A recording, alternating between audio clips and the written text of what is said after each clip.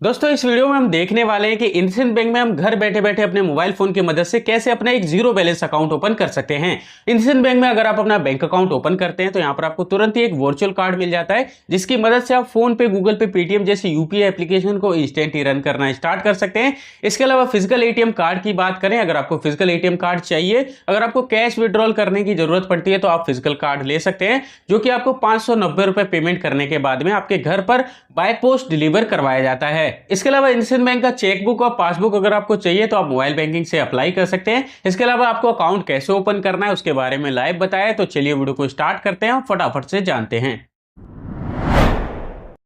IndusInd bank में account खोलने के लिए आपको वीडियो के डिस्क्रिप्शन में लिंक मिलेगा, लिंक पर क्लिक करके इस पेज पर आ जाएंगे। यहाँ पर आने के बाद में आपको बताया जाता है जो आपका मोबाइल नंबर है वही आपका अकाउंट नंबर बन जाएगा। अकाउंट खोलने के लिए सबसे पहले आपसे आपका आधार कार्ड से लिंक मोबाइल नंबर पूछ जाएगा, तो वो आप यहाँ पर डालेंगे। मोबाइल नंबर डालने के बाद में जो आपका अकाउंट नंबर है उसके आगे 15 ऐड हो जाता है और बाकी का जो मोबाइल नंबर है वही आपका अकाउंट नंबर बन जाएगा। अगर आपका मोबाइल नंबर अकाउंट नंबर के लिए अवेलेबल होगा तो यहाँ पर आपको अवेलेबल का ऑप्शन देखने के लिए मिल जाएगा। यहाँ पर आपको एक कैप्चा कोड दिखाया जाएगा, इस कैप्चा कोड को आपको यहाँ पर एंटर कर देना है। कैप्चा कोड एंटर करने के बाद नीचे आपको कंटिन्यू पर क्लिक करना है। अब आपके आधार कार्ड से लिंक मोबाइल नंबर पर ओटीपी जाएगा, ओटीपी आप यहाँ पर डालेंगे। इसके बाद वेरीफाई पर क्लिक करेंगे। अब आपसे आपका Aadhaar card number, PAN card number पूछा जाएगा, तो आधार कार्ड नंबर आप यहाँ पर डाल देंगे, पैन कार्ड नंबर डाल देंगे। इसके बाद इस बॉक्स पर क्लिक कर देंगे। इसके बाद में सेंड वेरिफिकेशन ओटीपी पर क्लिक करेंगे। आपके आधार कार्ड से लिंक मोबाइल नंबर पर ओटीपी जाएगा, ओटीपी आप यहाँ पर डालेंगे। इसके बाद में आपको इस वाले बॉक्स पर क्लिक करना है और नीचे आपको कंटिन्यू पर क्लिक कर देना है। अब आपसे आपका ईमेल आईडी पूछ जाएगा, तो इस पर क्लिक करेंगे। इसके बाद में आपसे आपका पर्सनल ईमेल आईडी पूछ जाएगा, वो आप यहाँ पर डाल देंगे। इसके बाद आप गेट ओटीपी पर क्लिक करेंगे। आपके ईमेल आईडी पर एक ओटीपी कोड जाएगा, ओटीपी कोड आप यहाँ पर डालेंगे। इसके बाद वेरीफाई पर क्लिक करेंगे। ओटीपी डालते ही आपका ईमेल आईडी वेरीफाई हो जाएगा, आपको ओके पर क्लिक करना है। इसके बाद में आपसे आपका मैरिटल स्टेटस पूछ जाएगा, इस पर क्लिक करेंगे। यहाँ पर आपको मैरिड और अनमैरिड का ऑप्शन मिल जाएगा। अगर आप मैरिड हैं तो मैरिड सेलेक्ट कर लेंगे, अनमैरिड है अनमैरिड सेलेक्ट कर लेंगे। इसके बाद में आपको अपनी मदर का फुल नेम यहाँ पर एंटर करना है। इसके बाद में फादर का फुल नेम आप यहाँ पर एंटर करेंगे। अब आपसे आपको ऑक्यूपेशन पूछा जाएगा, इस पर क्लिक करेंगे। यहाँ पर आपको कई सारे ऑप्शन देखने के लिए मिल जाएंगे। अगर आप सैलरीड हैं तो सैलरीड सेलेक्ट करेंगे, सेल्फ एम्प्लॉयड हैं तो आप सेल्फ एम्प्लॉयड सेलेक्ट करेंगे, रिटायर हो चुके रिटायर सेलेक्ट करेंगे, फीमेल हैं हाउसवाइफ हैं वो सेलेक्ट कर सकते हैं, स्टूडेंट है स्टूडेंट सेलेक्ट करेंगे। इसके बाद आपसे आपका लाइन ऑफ बिजनेस पूछा जाएगा, इस पर क्लिक करेंगे। यहाँ पर आपको कई सारे ऑप्शन देखने के लिए मिल जाएंगे, manufacturing, real estate, trade, jewellers, इसके अलावा स्टॉक ब्रोकिंग, एग्रीकल्चर, कई सारे ऑप्शन देखने के लिए मिल जाते हैं। आप जो भी काम करते हैं वो आप अपने हिसाब से यहाँ से सेलेक्ट कर सकते हैं। इसके बाद में आपसे आपकी मंथली इनकम पूछी जाएगी, इस पर क्लिक करेंगे। यहाँ पर आपको कई सारे ऑप्शन देखने के लिए मिल जाएंगे। आप महीने में कितने पैसे कमा लेते हैं वो अमाउंट आप यहाँ से सेलेक्ट कर सकते हैं। जो आपके आधार कार्ड पर एड्रेस रहेगा वो आपको परमानेंट एड्रेस में यहाँ पर देखने के लिए मिल जाता है। यहाँ पर आपसे पूछा जाता है क्या आपका आधार कार्ड वाला एड्रेस ही आपका करंट एड्रेस है। अगर आप अपने आधार कार्ड वाले एड्रेस पर ही रहते हैं तो आपको इस बॉक्स पर क्लिक नहीं करना है। अगर आप अपने आधार कार्ड वाले एड्रेस पर नहीं रहते हैं तो आप इस पर क्लिक करेंगे। आपके सामने एक एड्रेस फॉर्म खुल करके आ जाएगा। आप अपना नया एड्रेस आप एड्रेस लाइन 1, एड्रेस लाइन 2 में एंटर कर देंगे। इसके बाद पिन कोड डालेंगे, स्टेट सेलेक्ट कर लेंगे, सिटी सेलेक्ट कर लेंगे। जो भी आप एड्रेस यहाँ पर फिल करेंगे उसी पर आपका वेलकम किट, पासबुक, चेकबुक भेजा जाएगा। हम अपने आधार कार्ड वाले एड्रेस के साथ ही जाएंगे तो इसे अनटिक करेंगे। अब आपसे पूछा जाता है क्या आप अपने अकाउंट में नॉमिनी ऐड करना चाहते हैं, तो नॉमिनी अगर आपको ऐड नहीं करना है तो इसे अनटिक ही रहने देंगे, लेकिन ऐड करना है तो टिक करेंगे। आपके सामने नॉमिनी फॉर्म खुल करके आ जाएगा। नॉमिनी का नाम डालेंगे, नॉमिनी का रिलेशन सेलेक्ट करेंगे, फादर, मदर, ब्रदर, सिस्टर।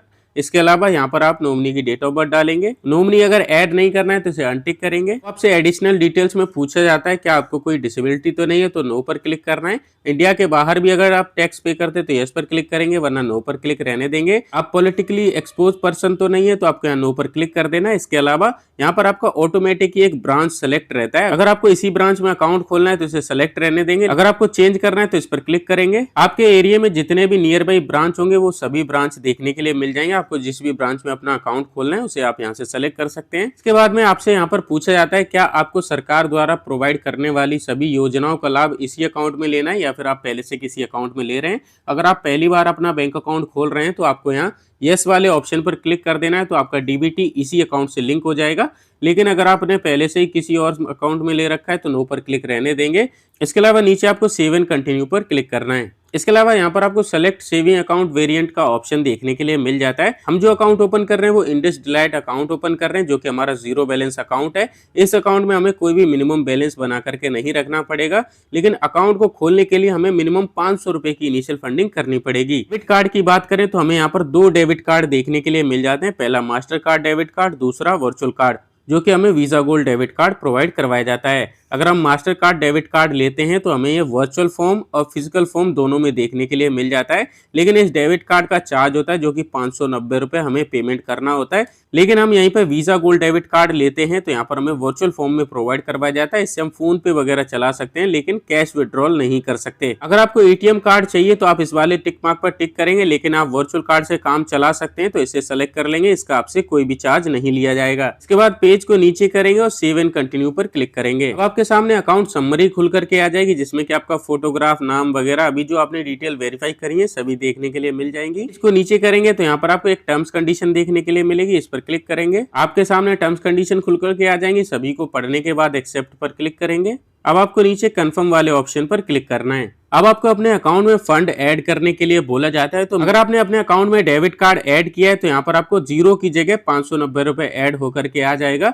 तो टोटल आपको 500 रुपए प्लस 590 रुपए की इनिशियल फंडिंग करनी होगी। हमें यहाँ पर सिर्फ 500 रुपए की इनिशियल फंडिंग करने के लिए बोला जा रहा है। तो हम यहाँ एंटर अमाउंट वाले सेक्शन में 500 रुपए एंटर करेंगे। 500 रुपए ऐड करने के बाद में नीचे आपको पे नाउ पर क्लिक करना है। अब आपको यहाँ पेमेंट करने के लिए कई ऑप्शन मिल जाते हैं। आप डेबिट कार्ड से, नेट बैंकिंग से, यूपीआई से पेमेंट कर सकते हैं। तो हम यहाँ यूपीआई पर क्लिक करेंगे। यूपीआई को सेलेक्ट करने के बाद में नीचे पे नाउ पर क्लिक करेंगे। अब आपको यूपीआई से पेमेंट करने के लिए आप गूगल पे, फोन पे, पेटीएम किसी से भी पेमेंट कर सकते हैं। जैसे कि हम एग्जांपल के लिए पेटीएम को सेलेक्ट करते हैं। इसके बाद प्रोसीड पर क्लिक करेंगे। पेटीएम को सेलेक्ट करने के बाद में पेटीएम की यूपीआई आईडी मांगेगा, तो वो आपको यहाँ पर एंटर करनी है। इसके बाद वेरीफाई पर क्लिक करके आपको प्रोसीड पर क्लिक करना है। प्रोसीड पर क्लिक करने के बाद में अब आपके पेटीएम पर एक नोटिफिकेशन जाएगा। नोटिफिकेशन पर क्लिक करेंगे तो आपको यूपीआई पिन डाल करके अपना पेमेंट कर देना है। पेमेंट करने के बाद में आपको कंप्लीट केवाईसी करने के लिए बोला जाएगा। तो केवाईसी करने के लिए आपके पास आपका ओरिजिनल पैन कार्ड होना चाहिए।